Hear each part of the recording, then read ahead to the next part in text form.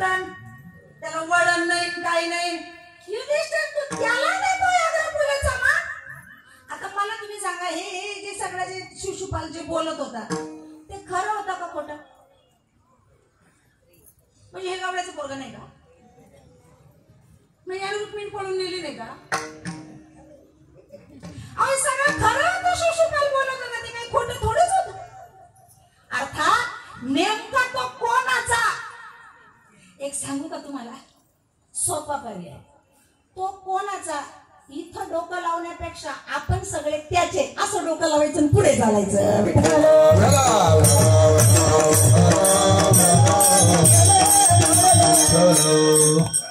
त्याच्याविषयी मग हे ऐकायचं म्हणलं ना का मग काला मग जरा अंगातच येत काल्यात ऐकावं ते असं. तर तुकोबराय म्हणतात आम्हाला ही आनंदाची मुक्ताची अवस्था तो देवकीचा नंदन आहे का? देवकीचा पोरगा आहे ना. याचा अर्थ तुकाराम महाराजांना मान्य आहे का तो देवकीचाच आहे? म्हणून तर मग यशोदानंदन नाही म्हणलं अभंगात. आज काय म्हणलेलं आहे? देवकी नंदने. त्या देवकी नंदनानं आम्हाला ही मुक्ताची आनंदाची अवस्था प्राप्त करून दिली. आता इथे मला महाभारतातला दृष्टांत द्यायचा होता पण माझ्याकडे वेळ कमी आहे. आज मी तिथं न बोलता मला आज तिसऱ्या चरणाकडे थोडस जायचंय कारण आज रंगपंचमी म्हणून मी गोवळे गोपाळा मध्ये रंगपंचमीकडे वळायचे म्हणून हा महाभारतातला दृष्टांत काढते. कारण अजून आपण देवकी नंदनेवरच आहे. बोले मोठं पडलंय अजून समोर चिंतन. त्याच्यामुळे पुढे सरको विठ्ठल.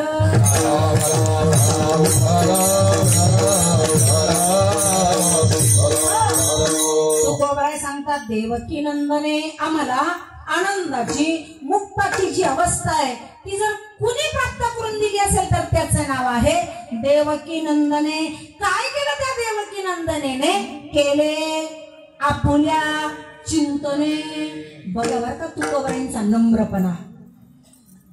आम्हाला आनंदाची अवस्था देवकी नंदनाने प्राप्त करून दिली. देवकी नंदन काय गडी नाही फुकट अवस्था प्राप्त करून द्यायला.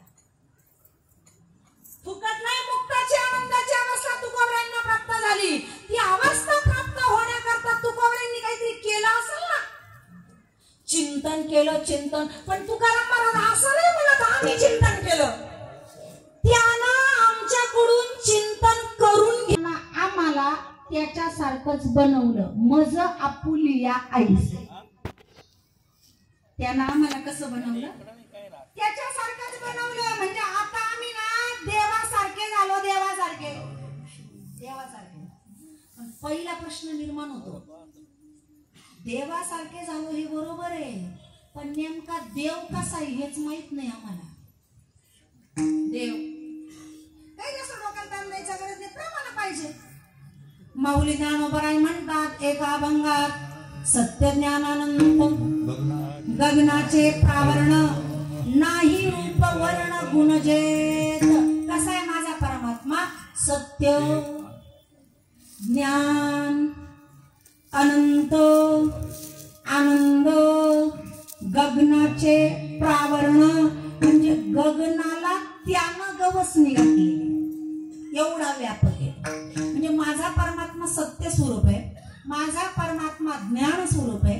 माझा परमात्मा अनंत स्वरूप आहे. माझा परमात्मा आनंद स्वरूप आहे. आणि माझ्या परमात्म्यानं संपूर्ण गगनाला गवसणी घातलेली तो असा आहे.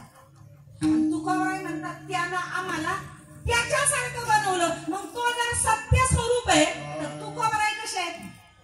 तो जर ज्ञान स्वरूप आहे तर तुकोबराय कसे आहेत? जर तो अनंत आनंद स्वरूप आहे तर जगद्गुरु तुकोबराय कसे आहेत? हे पण आपल्याला पुराव्याशिवाय नाही बोलायचं. त्या रामेश्वर भट्टांची आरती बघा तुकोबरायांची. आरती तुकारामा स्वामी सद्गुरु धामा. पुढे सच्चिदानंद मूर्ती. आता सच्चिदानंद मूर्ती ना थोडासा अवकाश म्हणा. आनंद मूर्ती. तुकोबराय कसे आहेत? सत स्वरूप आहे म्हणजे सत्य स्वरूप आहे. परमात्मा सत्य ज्ञान आनंद आहे ना. तर सत्य हे पण सत्य. सच्चिद आनंद मूर्ती. म्हणजे जसा तो सत्य स्वरूप आहे तुकोबराय सत्य स्वरूप आहे. तो अनंत आनंद स्वरूप आहे. तुकोबराय सुद्धा आनंद अनंत स्वरूप आहे. म्हणजे भगवत नाम चिंतनानं ज्याचं चिंतन करतो त्याच्यासारखी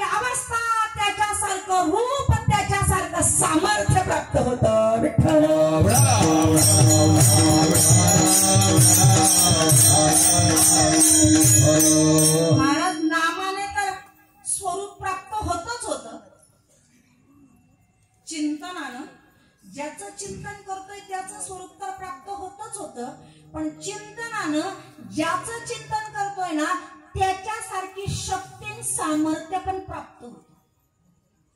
पुराव्याशिवाय बोलायचंच नाही मला, मी बोलतच नाही, कधीच बोलणार. ज्या परमात्म्याचं चिंतन तुकोबराय करतात त्याच्यामध्ये जे सामर्थ्य आहे ना त्याच सामर्थ्य संतांमध्ये सुद्धा आहे महाराज. बघून आपण पडताळून काय काय त्यांचे लक्षण आहे. असं म्हणतात भगवत नाम चिंतनाचा प्रभाव असा आहे का भगवत नाम चिंतन घेतल्यानं अगणित पुण्य निर्माण होतं. पुरावा बघायचा का?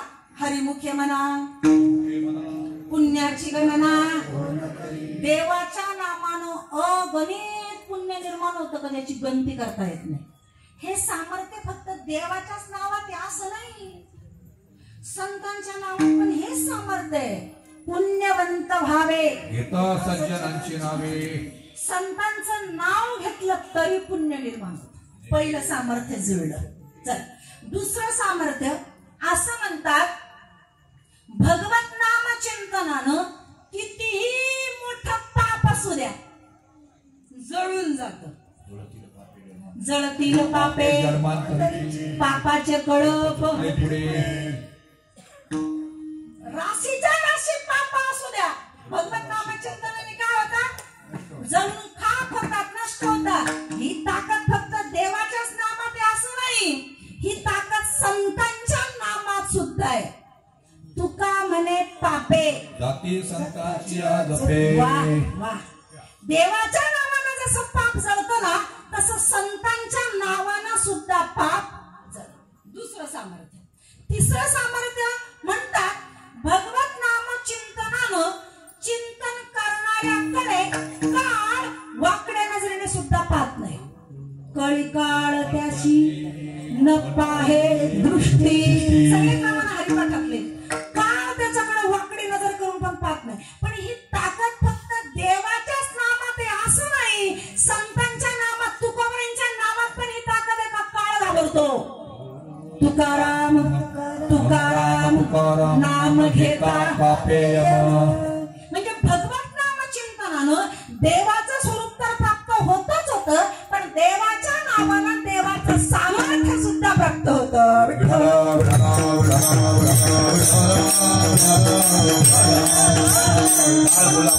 म्हणून याच आधारावर जगद्गुरु तुकोबराय म्हणतात मजा फुली आईसे त्या नामाला त्याच्यासारखं बनवलं, पण कधी मना लावून पिसे. त्याच्यासारखं बनण्याकरता चिंतन करावं लागलं आणि त्या चिंतनाचं आमच्या मनाला काय लागलं? पिस. पिस म्हणजे पिस पिस पीस म्हणजे ब्लाउज पीस नाही, वेळ. आमच्या मनाला त्याच्या नावाचं काय लागलं नाही. आमच्या मनाला येड राहत पण नामाचं नाही. दुसरे लई येड लागणाऱ्या वस्तू आहेत संसारामध्ये, तिकडेच आमचं मन येड झालेलं आहे. एक सांगू का तुम्हाला, परमात्म्याचा एक स्वभाव असा आहे, आपल्याला वाटतं ना का आपण देवाच्या जवळ जावं, तसं त्याला पण वाटतं की भक्तानं मला जवळ करावं, मी भक्ताच्या जवळ जावं. पण त्याची अडचण ही आहे, तो म्हणतो तुम्ही ज्यांच्या जवळ आहे का त्यांना लांब करा मग मी येतो. पण आपल्याला काय करायचंय, आपला स्वभाव असा झालाय का दोन्ही थडीवर हात ठेवायचे आपल्याला. आपल्याला संसारातले बी पाहिजे सगळे आणि देव बी पाहिजे. तो म्हणला नाही, दोन्ही पेवावरी ठेवू जाता हात, नाश होतो आयुष्याचा. दोन्ही थडीवर हात ठेवला तर एकच काहीतरी साध्य करा. महाराज जशी तलवारीची म्यान असते का, म्यान म्हणजे तलवार ठेवायचं वरचं, त्याला काय म्हणतात ते कवर, आपल्या भाषेत कवर, पण त्याला म्यान म्हणतात. त्या म्यानामध्ये एकच तलवार राहते, बरोबर का नाही? म्यानामध्ये एका वेळी एकच तलवार राहू शकते. तसं मनरूपी म्यानामध्ये चिंता आणि चिंतन दोन तलवारी एकत्रित नाही लावू शकत. विठ्ठल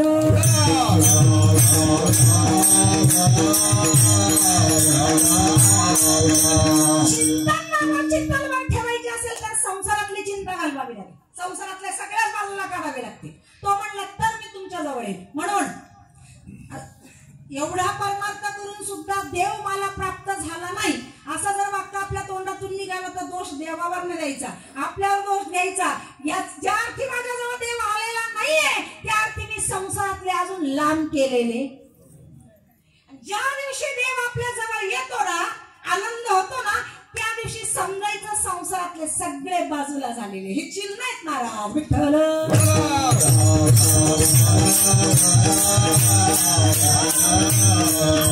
हे होण्याकरता मनाला त्याच्या चिंतनाचं पिस वेळ लागावं लागतं. आमच्या मनाला त्याचं पिस लागलं. मना लावून या पिसे. बापरे. म्हणजे महाराज देवाने ही अवस्था प्राप्त करून द्यावी त्याच्याकरता तुम्ही चिंतन केलं, त्यानं चिंतन करून घेतलं. परिणाम देवानं तुम्हाला त्याच्यासारखं बनवलं. तुमच्या मनाला वेळ लागलं. तू खबर आहे आम्हाला थोडं पटायला लागलं. आमचा एक प्रश्न आहे, हे मुक्त आनंद ही जी अवस्था आहे ही का तू खबर आहे देवानं तुम्हाला एकट्यालाच असं बनवलं का अजून दुसरं कोणी आहे तुमच्या तोडीचं? महाराज म्हणले मी एकटा तर नाहीच नाही, पण असे 2-4 जण नाहीये. मी तुम्हाला 2-4 लोकांची नावं नाही सांगणार. या अवस्थेमध्ये जीवन जगणार अख्खं गाव तुमच्या समोर उभं करतो. अभंगाचं 3रं चरण. गोपाळ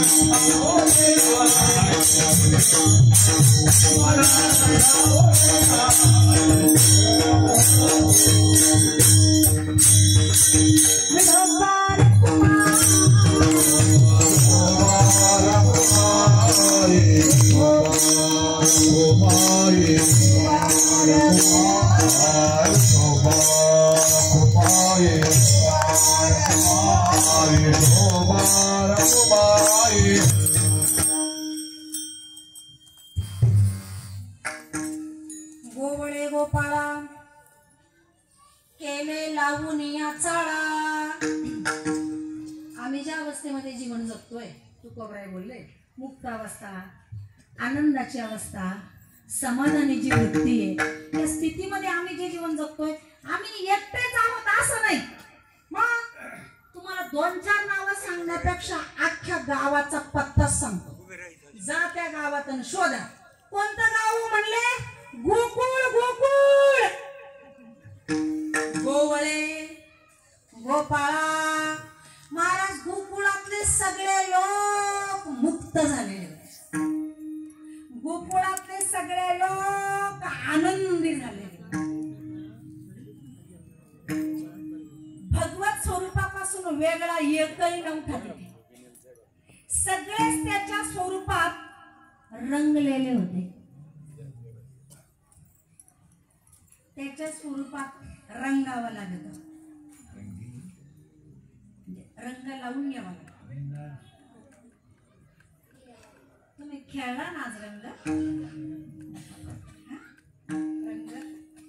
रंग आपण जरा आज रंग खेळलो. किती वर्ष राहील तो रंग? तुमच्या हाताचा रंग किती वर्ष राहील?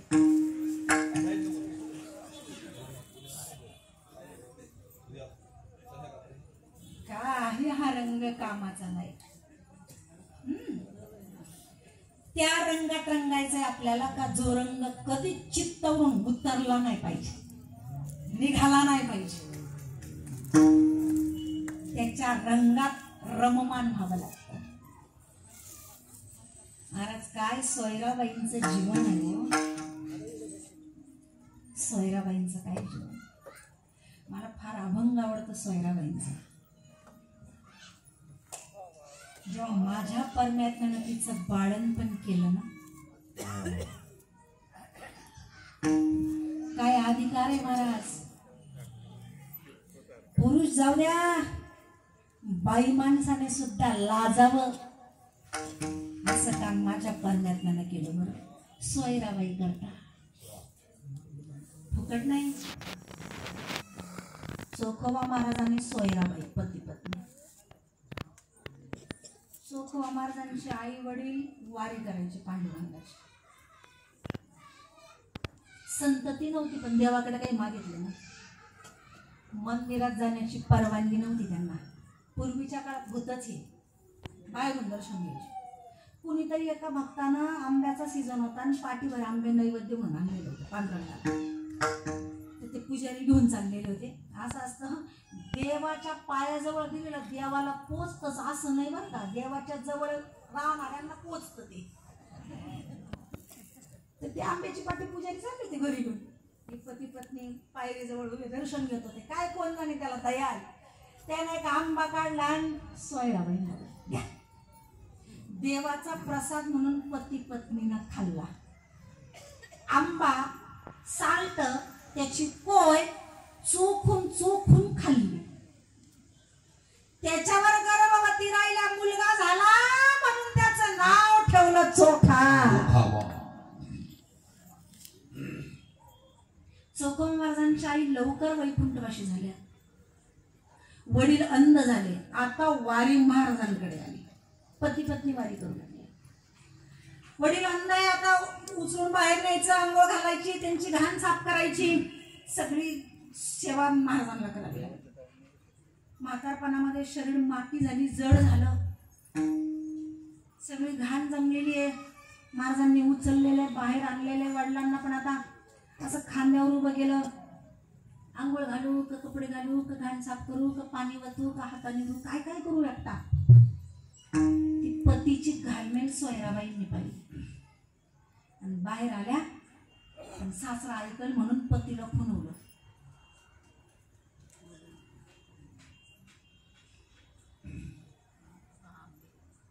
कळलं. तुम्ही पाणी टाका, मी घाम धुते, बोलू नका. म्हणजे आई होती तसंच केलं. सगळे घाण साफ झाली, आंघोळ घातली, आणलं, कपडे घातले, खाटेवर परत झोपले. 2 दिवसानंतर वडिलांना आठवण आली. चोखा, ए चोखा, काय बाबा इकडे. परवा शरीर घाण झालं माझं, ती घाण साफ केली, आंघोळ घातली, कपडे घातले, कोणी केलंय. पत्नी स्वयंपाक घर होता, त्या सोयराबाई ऐकलं. माझं नाव सांगू नका. म्हणे बाबा मीच तू एकट्याने केलं. हा चोखा, मी आंधळा आहे, बहिरा नाही. घाण साफ करताना मला बांगड्यांचा आवाज आला. बांगड्या आहे तुझ्या हातात, खोटं बोलतोस. सोयराबाई, ओ सोयराबाई, जीमा म्हणजे इकडे या. सोयराबाई आल्या. सोयराबाईंचे हात धरले. ह्या हातानं माझी घाण साफ केली ना. ते हात असे धरले, आपल्या कपाळाला लावले. पांडुरंगा, घाण साफ करण्याकरता नाही आणलेले हे हात मी माझ्या घरी. या हातानं थापून 2 घास माझ्या पोटात जावे याच्याकरता हे हात आणले होते रे मी माझ्या घरी. पण तू या हाताला माझी घाण साफ करायला लावली. अरे जर माझी घाण साफ करावी लागत असेल तर एवढ्यापर्यंत ठेवतोच कशाला मला.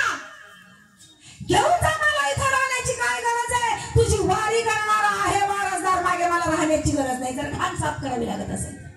पण लक्षात ठेव, अखंड मी पती पत्नीने तुझी वारी केली. मागितलेला नाहीये, कधीच मागणार नाही. पण न मागताच तू या हाताला माझी घाण साफ करायला लावली ना, खबरदार, लक्षात ठेव माझा शब्द. जर या हाताला घाण साफ करावी लागली असेल ना, तर या हाताची घाण साफ करायला एक दिवस तुला नाही यावं लागलं तर माझं नाव बदल. तिची घाण साफ करण्याकरता परमात्माला माऊल्यांनो, पती घरी नाहीये, बाळणपणाची वेळ आली, जवळ कोणी नाहीये. हा चौखोबा महाराजांच्या बहिणीचं रूप घेऊन आला. काय काय केलं नाही तिच्याकरता. सगळं बाळणपणाचं बाईचं जसं आवडतं तसं सगळं माझ्या जगाच्या मालकांना आवरलं. आणाना प्रसंग डोळ्यासमोर. काय भाग्यवान असेल आमच्या सोयराबाई.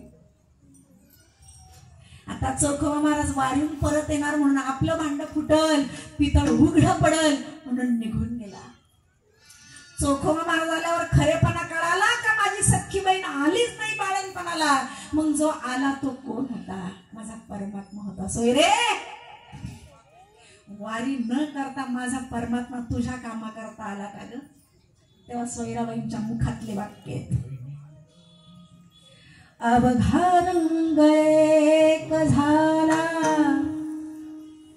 अवघा रंग एक झाला, रंगी रंगला श्रीरंग, अवघा रंग एक. हा रंग जेव्हा एक होतो ना, तेव्हा मी तू पण गेले वाया. तो आणि आपण वेगळा नाही राहत महाराज. त्याचा रंग आपल्या चित्ताला जर लागला तर. खेळायचाच असेल ना रंग, व्यवहारातले रंग खेळू नये माझं म्हणणं नाही, पण या रंगांमधून कधीतरी मन बाजूला करून त्याच्या रंगात रंगण्याचा प्रयत्न करा. विठ्ठल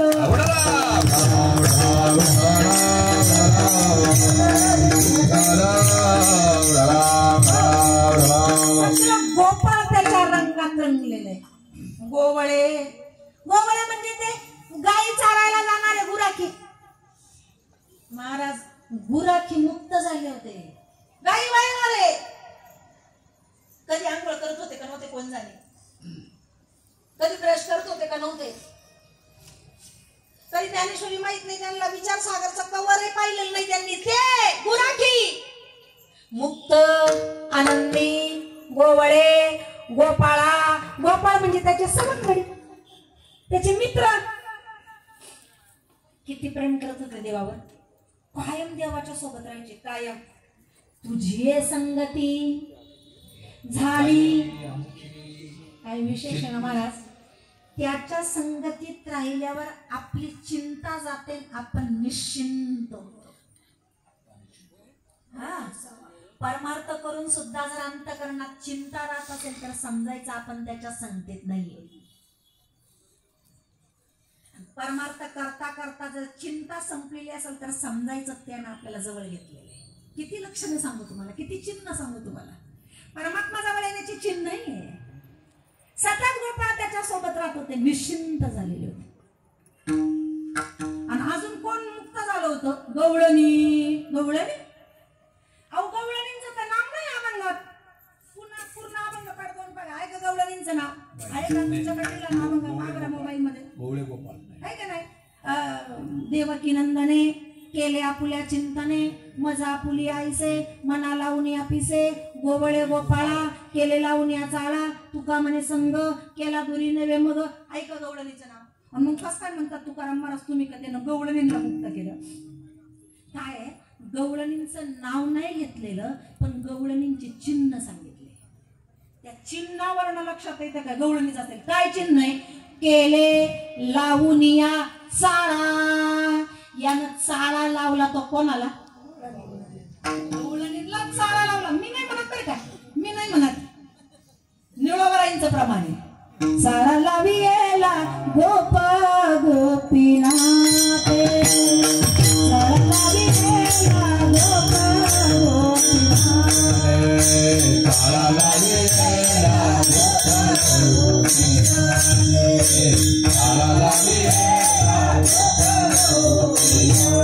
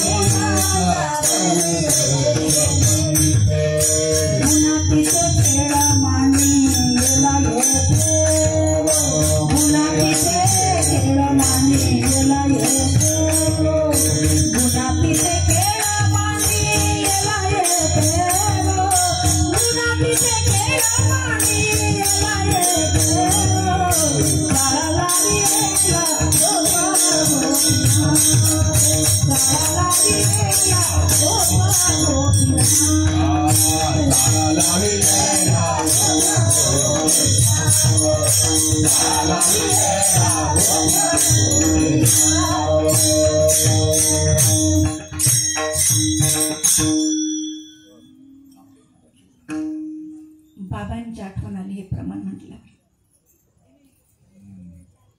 का बरं माहिती?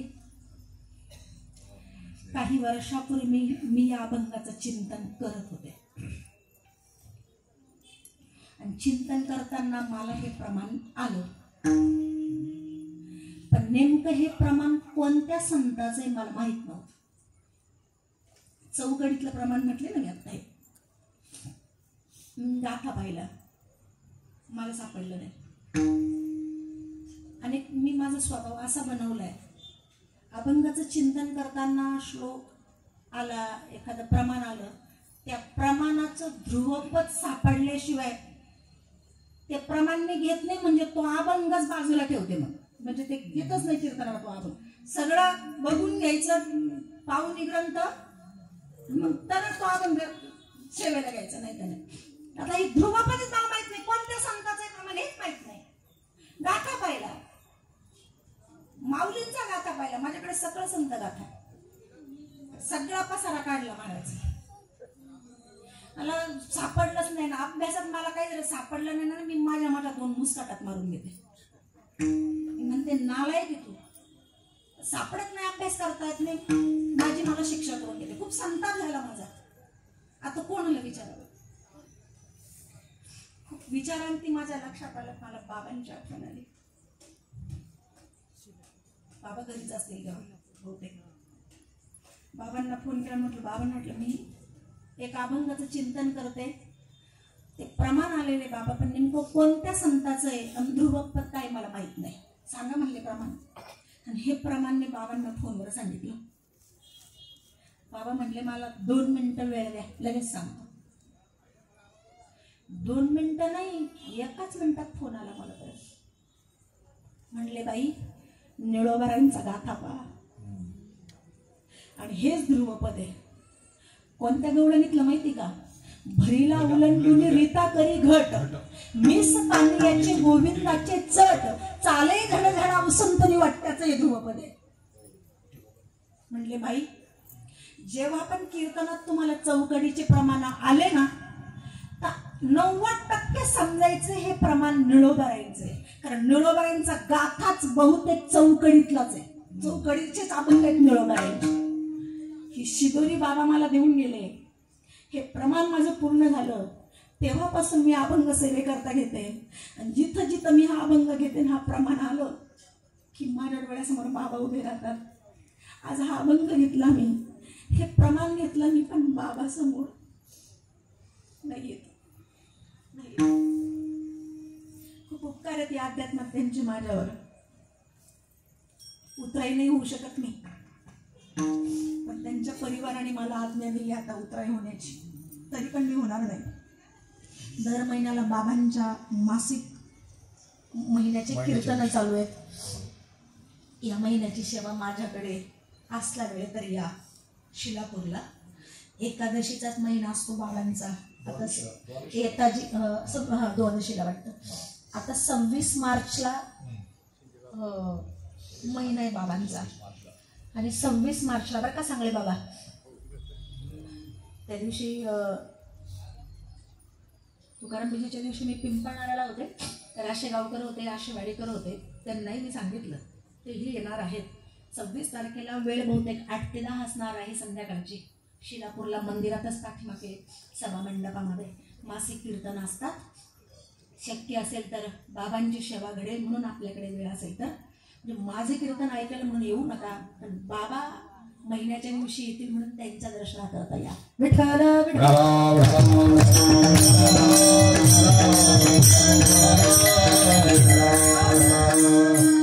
गवळणीला परमात्म्यानं मुक्त केलेलं आहे.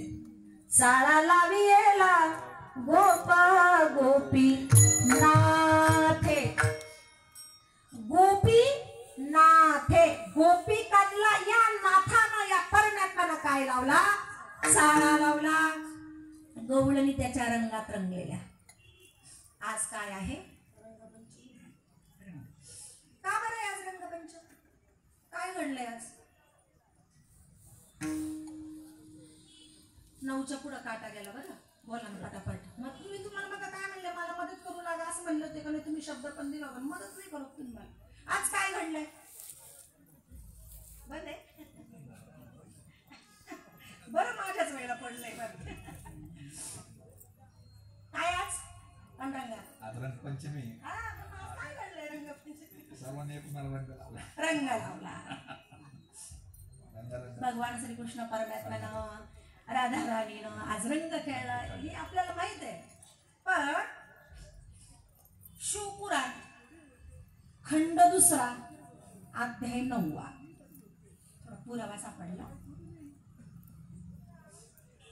तारकासुर नावाचा राक्षस होता. मी त्याच्या अगोदर एक प्रश्न विचारतो. भगवान शंकराची आरती पाठ आहे का तुमच्या? पाठ आहे ना? शेवटचं चरण म्हणा बरं. व्याघ्रांबर परिवार सुंदर मदनारी. मला एवढंच पाहिजे. आपल्याला जेवढं कामाचं तेवढंच घेऊया.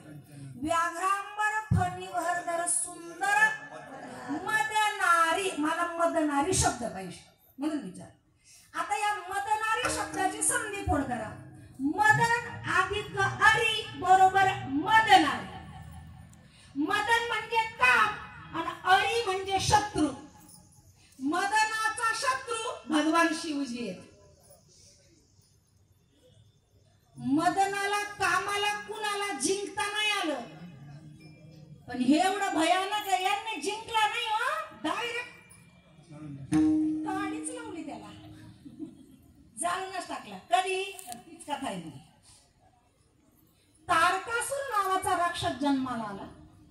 त्याला तपश्चर्या केली. आमचं ब्रह्मदेव लई गोड माणूस ज्यानं मागितलं त्याला लगेच तसं असतं. त्याला असं वरदान दिलं का तुला कुणीही देव मारू शकत नाही. भगवान शिव सुद्धा नाही, पण अमर नाही होऊ शकत. भगवान शिवाचा पुत्रच तुला मारल. आता ते म्हणजे भगवान शिवाला पुत्रच नाही होणार तर काय मला मारेल म्हणतो. सगळ्या देवतांनी विचार केला हे कामाचे शत्रू आहेत. कोण? मदनारी म्हटलो ना आता आपण. भगवान शिवजी कामाचे शत्रू आहेत. ते चालणार चालत त्यांच्या. ते म्हणले पण आता तारकासुराला मारायला यांच्याकडे पोरगा जन्माला आला पाहिजे. हे तर कामाची वैरी. कसा काम निर्माण होणार यांना? तारकासुरा करता पुत्र जन्माला यावा लागणार आहे. म्हणून मदनाला आणि रतीला त्यांचं ध्यान भंग करण्याकरता पाठवलं. आणि हा काम आणि त्याची पत्नी रती. रती ही दक्षाची मुलगीच आहे बरं का. दक्ष प्रजापती जशी सती ना तशी ही रती, ही पण त्याचीच मुलगी. रती कामदेवाला गेली. दोघं पती पत्नी तपश्चर्या करत असताना भगवान शिवजी तपस्या त्यांच्या समोर हे दोघं जण जाऊन नृत्य करू लागले. अर्थात अंतःकरणातला काम जागृत झाला पाहिजे तर पुत्र जन्माला येईल. आणि तारकासुर झाले. कशाचं काम जागृत होतो? काम जागृत नाही झाला, राग निर्माण झाला. तिसरा ज्ञानाचा डोळा उघडला. जागेवर काम जाळून टाकलं. रती लागली रडायला. माझं सौभाग्य गेलं, माझं सौभाग्य गेलं. माझ्या पतीला मरण आलं. जिवंत करा प्रभू. कामच जर मेला तर जगामध्ये सृजन शक्ती संपून जाईल. संतती निर्माण नाही होणार. संतती निर्माण कोणत्या याच्यामुळे होते? काम अंतःकरणात जागृत झाला की संततीला कारणीभूत कामच आहे ना. आणि जर कामच जळून गेला तर प्रजेची निर्मिती कशी होणार आहे? काम जिवंत झाला पाहिजे. तो सृष्टीच्या हालचालीमध्ये मदत करणार आहे. काम जिवंत झाला पाहिजे. त्याला मारलं होळीच्याच दिवशी. ती होळी वा होली काय होलिकेचीच कथा माहिती. पण काम जाळला भगवान शंकराने त्या दिवशी होळीच होती. त्याची होळीच केली कामाची. काम मेला. रती लागली रडायला. होळीपासून गोमा मारत होती म्हणून गोमा मारत होती, रडत होती ती रती. पण काय प्रभूंना दया. होळी धुलीवंदन म्हणजे होळीपासून 5व्या दिवशी रंगपंचमी येते. म्हणजे 4 दिवस गोमा मारत होती, रडत होती. सगळे सृष्टी थांबले.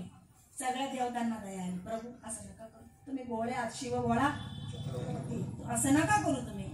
कामाला जिवंत केलं पाहिजे. बरं मग आता बाकीचे देवता आहेत ना, पण जिवंत करण्याची संजीवनी विद्या फक्त भगवान शिवाकडे, दुसरा कोणाकडेच नाही.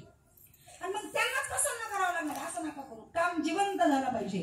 आणि मग तो जिवंत बाबा याच्याकरता सगळे जेवतात, प्रसन्न करतायत, स्तुती करतायत. आणि मग आज भगवान प्रसन्न झालेले आहेत. आज कामाला जिवंत करायचंय आणि संजीवनी विद्या त्याच्यावर जपलेली आहे. आणि काम आजच्या दिवशी जिवंत केला म्हणून स्वर्गातील सगळ्या देवतांनी ह्या विजयाचा गुलाल म्हणून रंग उधळले. ते आजच्या दिवशी म्हणून रंगपंचमी. विठ्ठल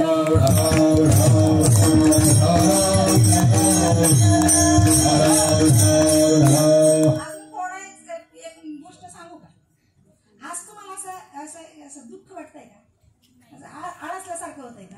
आजच्या दिवशी कसं वाटतं? आनंद वाटतो, फ्रेश वाटतं, खुश असतं माणूस. मग आज काम जिवंत झालंय ना, आनंदी असतात, खुश असतात, प्रसन्न असतात. म्हणजे काम मी फक्त पती पत्नीच्याच बाबतीतल्या विषयात नाही म्हणत बरं का, मी इतर गोष्टीतला आनंद कामच जागृत करत असतो ना. मग हा आनंद तो आजच्या दिवशी निर्माण झालाय, पुन्हा जिवंत झालाय, पुनर्जीवन त्याला मिळालेले. आजचा दिवस आनंदाने म्हणतो. आनंदामध्ये आपण रंगाच्या माध्यमातून काय एकमेकाच्या संपर्कात राहू, एक नातं तयार होतं या आनंदाने. पण खरी शास्त्रातून हा प्रसंग आहे की आज त्याला जिवंत करून सगळ्या देवतांनी रंगाची उधळण केली, वेगवेगळ्या रंगाचे हा जल्लोष साजरा केला म्हणून रंगपंचमी. विठ्ठल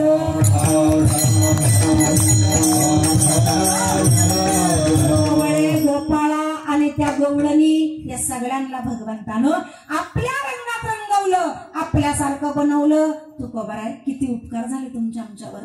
तुम्ही ही एवढी सगळी अवस्था आम्हाला सांगितली. आता ऐका ना, तू खबर आहे शेवटची विनंती, आम्हाला पण त्या रंगात रंगायचंय हो, आम्हाला पण मुक्त व्हायचंय हो, आम्हाला पण आनंदी व्हायचंय का नाही, मोक्ष प्राप्त करायचा.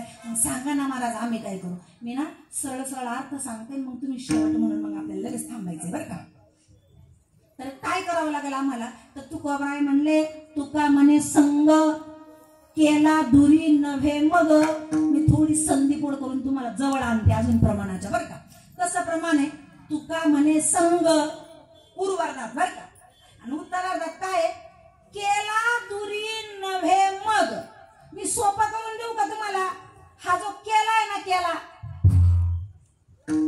शब्द पुढच्या याच्यात आहे ना, उत्तरार्धात आहे ना, तो ना पूर्वार्धात घ्या, त्याला उचला आणि इकडं आणा. म्हणजे कसं म्हणा, म्हणजे म्हणताना तुम्ही तसंच म्हणा, जसं आहे तसंच. पण आपल्याला अर्थ लावताना कसा लावायचा? केला उचलायचा, इकडच्या पूर्वार्धात आणायचा. म्हणजे तुका म्हणे संग केला, म्हणजे अर्थ लागेल ना आपल्याला पटायला. तुका म्हणे संग केला दुरी नव्हे मग. मग जर आपण त्याचा संग केला, जर आपण त्याच्या संगतीत राहिलो, तर परमात्मा आपल्याला त्याच्यापासून दूर करत नाही, त्याच्यामध्येच रंगून घेतो. उत्तरभंगाच्या शेवटी तुका म्हणे संग केला, तुका म्हणे संग, तुका म्हणे संग, तुका म्हणे संग,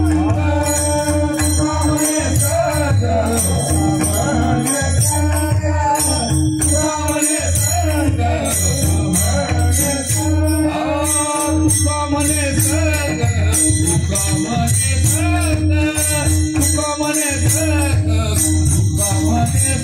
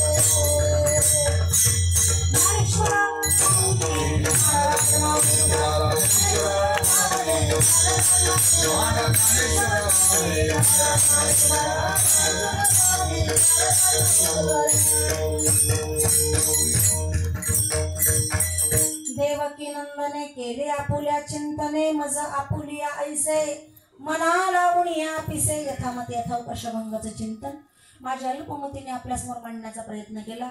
योग्य असेल ते स्वीकारा, चुकले असेल ते माझ्या वाणीचा दोष समजून मला परत करा. आज या ठिकाणी हिरावाडी इथे वरद विनायक मंदिरात संपूर्ण कार्यकारी मंडळाच्या माध्यमातून या हिरावाडी इथे असताना ग्रामस्थ जे गुणीजन किंवा जे भाविक आहेत त्यांच्या माध्यमातून चालू असणारा पर्व काळावरील यज्ञ आणि वैकुंठ असे गुरुतुल्य गुरुवरी हरिभक्तपरायण आपल्या सर्वांचे गुरुस्थानी असणारे रामनाथ बाबा यांच्या प्रेरणेनं आणि ती परंपरा तुम्ही चालू ठेवली आणि चालू ठेवणार आणि ठेवायचीच आहे.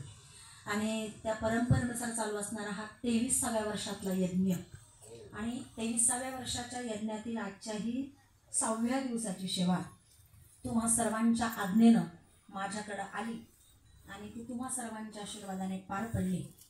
त्या निमित्तानं तुम्हा सर्व संत मायबापांचा माझ्यासारख्या पामराला दर्शनाचा योग मिळतोय. धन्यवाद. कार्यक्रमाच्या निमित्तानं उपस्थित हिरावाडी ग्रामस्थ भजनी मंडळ, पंचक्रोशीतील वारकरी, सर्व आमच्या पंचवटीतील असणाऱ्या महिला भजनी मंडळ, मंगलताई असतील त्यांच्या सगळ्या भगिनी, सगळ्या सखी, सगळ्या सहचरणी, आमच्या सगळ्या मैत्रिणी, त्यांच्या ठिकाणी आभार. गायनाची साथ संगत करणारे आमचे गुरुबंधू पांडुरंगा अर्थात संजू महाराज जमधडे त्यांचे आभार. इकडच्या बाजूने असणारे आमचे शांताराम बाबा आहेत, आधी करून सगळी ही मंडळी, पेंटर बाबा, सगळ्यांच्या ठिकाणी आभार. पेटीवादक असणारे महाराज आपले पण आभार. आणि गोड मृदंगाची साथ करणारे मृदंग अलंकार आदरणीय भक्तपरायण रामेश्वरजी महाराज काळे, त्यांचं आडनाव फक्त काळे पण चित्त फार गोर आहे त्यांचं. अभिमान नाही, पोराला बोलवलं की येतात ते. गुणीजनाची आपण कदर केली पाहिजे, गुणीजनांना मान सन्मान दिला पाहिजे. खरं तर मला इथं फक्त मृदंग वादकाचीच कमी वाटायची, त्याच्याने थोडंसं मन वाटायचं. पण आता असे मृदंग वादक असले की कार्यक्रमाला आनंद वाटतो, कारण मृदंग कीर्तनाचा आत्मा आहे, त्याच्यावर खूप गोष्टी अवलंबून असतात. तर गोड साथ त्यांची आपल्याला मिळाली म्हणून रामेश्वर महाराजांचे आभार. आमचा आवाज आपल्यापर्यंत पोहोचवण्याचं काम साऊंडवाल्या दादांनी केलं म्हणून त्यांचे पण आभार. उपस्थित जनसमुदाय आपण सगळेजण आलात त्याबद्दल आपल्या पण सर्वांचे आभार. परिसरातून आलेली सगळीच आमची वारकरी मंडळी, डॉक्टर बाबा आहेत, अधिकारी सगळे हे महात्मे आहेत आणि दातेभाऊ आहेत, सगळ्या मंडळींचे आभार मानून झालेली सेवा गणपती बाप्पाच्या माझ्या सद्गुरू माऊलींच्या चरणी समर्पित करून सेवेला पूर्णविराम. विठ्ठल जय जय.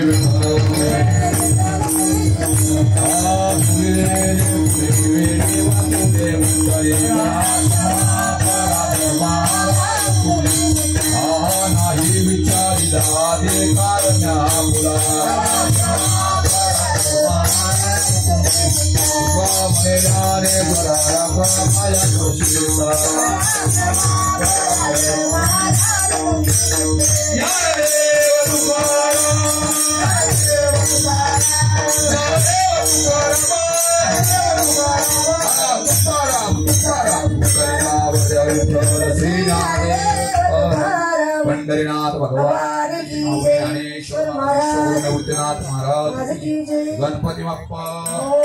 बसा, सर्वांनी खाली बसा. हे रामकृष्ण हरी. मी असं घाबरून गेलो आज. त्यांनी देवकी नंदन काढला, म्हटलं यंदीच जर आता देवकी नंदन सर्वच सांगून टाकला तर आपण काय करायचं. तर ताईचं देवकी नंदन वेगळा मार्ग असा होता. हो, अगदी प्रबोधनकार होता. त्या दिवशी आपल्याला प्रेम असा घ्यायचा आहे, प्रेमानंद घ्यायचा आहे. आज तो प्रबोधनकार होता. असो ताई, अभिनंदन. हे परंपरेचं कीर्तन आहे बरं का ताई. मला जसं आठवतं त्यांनी नियोजन केलं, आम्ही बघितलं तर तिथं असं सुंदर असं वातावरण केलं होतं. आम्हाला वाटलं आम्ही कुठेतरी लॉन्समध्येच आलोय, कोणाच्या घरी नाही आलो. असो, आत्ता जे संत भोजन आहे ते सांगळे बाबाच्या गल्लीमध्ये आहे आणि त्याचाही आपण सर्वांनी लाभ घ्यायचा आहे. आणि सर्वांना विनंती आहे, धर्माचं कार्य करत असताना कोणी एकाने होत नाही. कोणी लखपती किती असला तरी ते एकाने करूही नाही, होतही नाही, आणि करणारा असेल तरी करूही नाही. किमान ज्यांचे 7 भारे हिरावडीमध्ये आहे त्यांनी किमान 500ची तरी पावती फाडावी. आजच्या ह्या काळामध्ये वरती सुद्धा आपल्याला अन्न मिळत नाही. मृत्यू लोकात येऊन प्रेत खावं लागतं. एक राजा होता, पुण्यवान होता, वारला तो. दिव्य शरीर त्याला तिकडे प्राप्त झालं, पण त्याला खायला अन्न मिळेना. का? तू दानच केलं नाही. काही तुझ्या स्वकष्टाचं ते दान पाहिजे, ते केलं नाही तू. मग आता त्याला खायचं काय? मृत्यू लोकात जा आणि प्रेत खा. आता ही कथा मी पूर्ण काही सांगत नाही, माझ्या कीर्तनामध्ये निश्चितपणे सांगेल. का तुम्हाला आस लावली पाहिजे. कीर्तनकाराने असं कीर्तन संपवायचं ना, अरे पुढचं काय, पुढचं काय. मालिका पाहते ना तुम्ही, मालिका ती आशी संपवते ना, उद्या 5 मिनिटं अगोदरच माऊन जाऊ बसतं. आज काय होणार, आज काय होणार. कीर्तनकाराने पोटच नाही भरून द्यायचं कधी. श्रोत्याचं कधीच पोट भरू द्यायचं नाही, त्याला आश ठेवायची. जशी तुम्हाला आश ठेवली ते मी पूर्ण करील माझ्या कीर्तनात. असो, उद्याचे जे कार्यक्रम आहे, उद्याचं महापर्व आहे एकनाथ षष्ठी. एकनाथ षष्ठीचा कार्यक्रम आपण सकाळी इथे 10 ते 12 ह्या वेळेत घेत असतो आणि तो उद्याही भव्य दिव्य स्वरूपामध्ये आपण घेणार आहोत. जास्तीत जास्त संख्येने उपस्थित राहावी अशी सर्वांना विनंती आहे. उद्याचे जे सकाळचे जे कार्यक्रम आहे 5 ते 7 या वेळेत काकडा होईल. 10 ते 12 एकनाथ षष्ठीचा कार्यक्रम होईल. त्यानंतर 5:30 ते 7:30 सामुदायिक हरिपाठ होईल. त्याही कार्यक्रमाला उद्या जास्तीत जास्त संख्येने हजर राहा. उद्याचा हरिपाठ या सप्ताहामधला शेवटचा आहे, त्याचा आनंद घ्या. नंतर गागून उपयोग होणार नाही. गाडी सुटून गेली, गाडी वेळेतच येईल, पण आपण उशिरा येतो. आता एक ग्रस्त आला, कीर्तन सुरू व्हायच्या आधी हरिपाठ कधी म्हणे, माझ्या मुलाला हरिपाठात नाचायचंय. सांगळे बाबा म्हणे हरिपाठ झाला. मग आता उद्याची गाडी, उद्याची शेवटची गाडी बरं का, लवकर या, नाही तर उगाच रडण्यात मग काय. लूट सके तो लूट ले राम नाम की लूट, पाछे फिरे पछताओगे जब प्राण जाएगा छूट. नंतर रडण्यात उपयोग नाही. आता तुमच्या हातात आहे. आता जेवढं तुम्हाला लुटता येईल तेवढं लुटून घ्या. उद्याची ती कीर्तन सेवा आहे ती आपल्या घरवडताईंची आहे. त्याही कार्यक्रमाला जास्तीत जास्त संख्येने उपस्थित राहा. आणि आता आपल्या महाप्रसादाचा आनंद घेण्याकरता सर्वांनी सांगळे बाबाच्या गल्लीत जा. पुंडलिक वरदे हरी विठ्ठल, श्री ज्ञानदेव तुकाराम, पंढरीनाथ भगवान की जय, गणेश भगवान की जय.